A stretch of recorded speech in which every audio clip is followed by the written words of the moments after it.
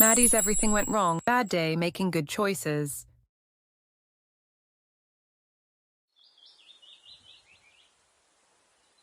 Maddie woke up to the smell of burnt toast. Mom, She groaned as she rushed into the kitchen.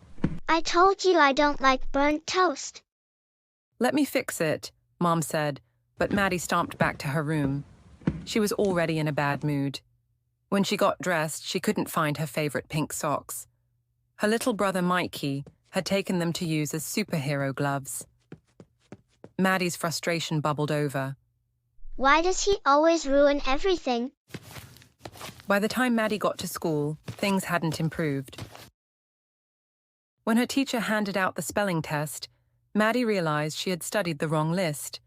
She tried her best, but most of the words were too hard to guess. Maddie's face turned red, and she blinked back tears as she realized that she would get most of the spelling words wrong and would fail this test.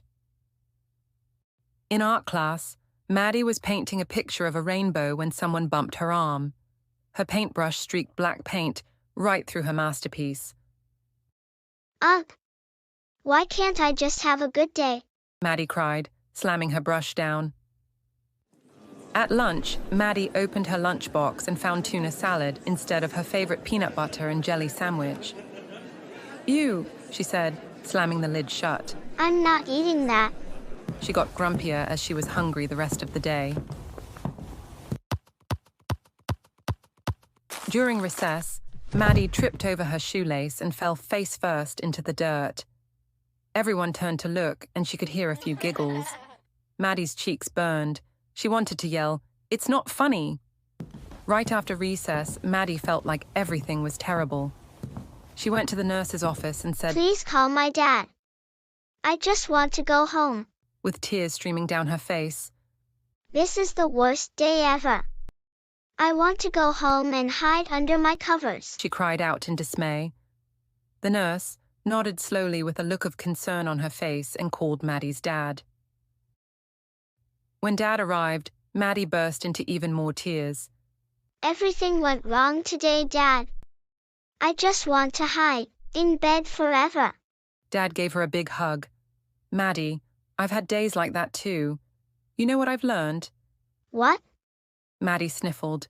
Some days really do stink, Dad said, but we don't have to let a bad morning ruin the whole day.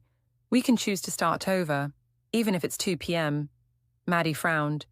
But how do I start over when everything is going wrong? Dad smiled. First, take a slow, deep breath. Then, think of one good thing, anything at all. It could be the sun shining, your favorite book waiting for you at home, or even just the fact that you're wearing a cool shirt.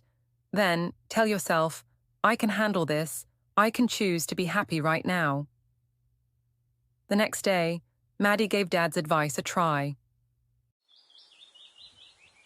Her little brother Mikey spilled juice on her backpack and looked up at her with worry. Maddie started to yell, but then she stopped.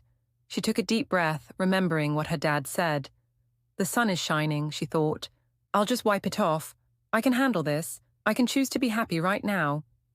Maddie looked at her worried little brother and said, It's okay, Mikey. You didn't mean it. Go and grab a paper towel so I can blot up the juice. Mikey, looking relieved, ran quickly to the kitchen and brought back a paper towel and handed it to her, smiling at Maddie. She smiled back at him, glad that she didn't yell at him, and realizing he's little and is still a little clumsy and can't help it. And Maddie didn't like that her little brother was scared of her when he made a mistake, and by her saying it's okay, she made him happy too. She was proud of herself for not yelling and being nice to Mikey and making him smile. At school, Maddie forgot to bring her homework. She felt that familiar frustration rising. But then she told herself, mistakes happen. I'll turn it in tomorrow. I can handle this. I can choose to be happy right now.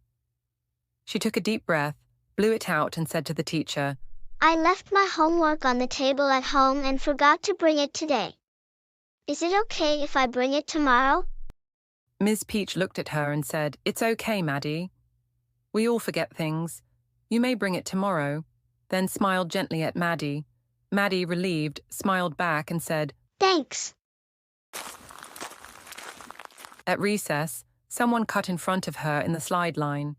Maddie balled her fists, getting ready to push the boy out of her way and shout angrily at him. But she remembered Dad's words. "I can handle this. I can choose to be happy right now." Instead, she sighed, and then smiled and said, "Hey, it's okay. You can go first." The kid smiled back, and Maddie felt proud of how she controlled herself. Later, when she got home, she told her dad all about her day of handling things and choosing to be happy.